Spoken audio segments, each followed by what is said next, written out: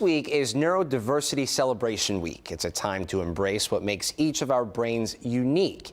And more employers are joining the celebration of neurodiversity as a powerful force behind innovation, creativity, and of course, productivity. But it feels like a buzzword, right? So what does it mean?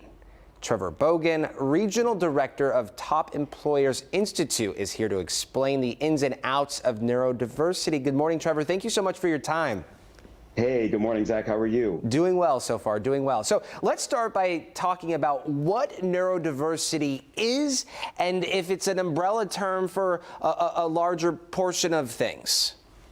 Yeah, so really neurodiversity, specifically in the workplace, as people are celebrating this right now, this week, is just the way people's brains function and process communication, information that deviates from what we would call typical. So really, the only difference is the way people think, learn, and work within the workplace and out in society. And embracing those differences, right? Yes, absolutely. That's key to embrace. That's the big key right now. How new, clearly this has been around forever, at least these differences, but how new is recognizing this and paying attention to it? How new is this movement? Yeah, so it's fairly new, right, as we're starting to learn more about people. And what my organization did, we came out with our 2024 World of Work Trends Report, and it was really interesting, Zach, what we found. And we identified that 10 to 20% of the population right now are neurodivergent, and 30 to 40% of those candidates are still unemployed. So neurodiversity is becoming more identified, more prevalent. And so when we're looking in society and in organizations, it's really going to be critical to look at some of these neurodivergent candidates to hire in a competitive market, plus be more aware of the skills that neurodivergent candidates can bring to the table, such as creativity, problem solving, communication skills, and being hyper-focused to complete projects very efficiently. Yeah, Trevor, with that, how can employers embrace this line of thinking? And then on the flip side of things, on the other side of the fence, what can employees do to make sure they are rising to the occasion when it comes to this?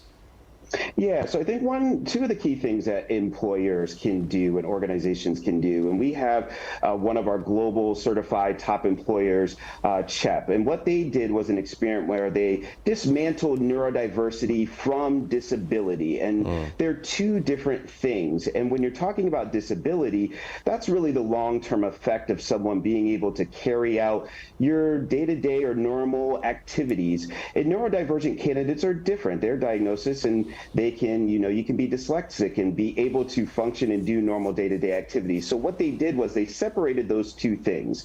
And what's really important around that is, as we're looking at the market right now, and specifically the Gen Z, they're coming to a workplace and workforce right now where they do see those differences in society, and they're challenging that. There is a difference between neurodivergent and disabled. And so what's happening is they want to work for organizations that recognize that change and celebrate that change. And we're seeing a societal shift too, which is really important. And then if you are a neurodivergent candidate, one of the big things that you need to be really aware of, and what we found is 55% of neurodivergent candidates fear discrimination in the workplace from their colleagues. But it's really important to have these conversations. We can have them now into the future. And that's what's great about celebrating this. Talk about it. Talk about your skills. Talk about, the challenges that you have, but also highlight things that are really great, right? Highlight the differences, highlight the things that you can do really well. And it's all about education, Zach. So knowledge is power. So the more people can just understand and have these conversations just like they're normal, the better people will be. Yeah, this is a fascinating conversation, a great discussion. We're thankful for you, Trevor, for coming on the show this morning. Trevor with Top Employers Institute, we appreciate your time.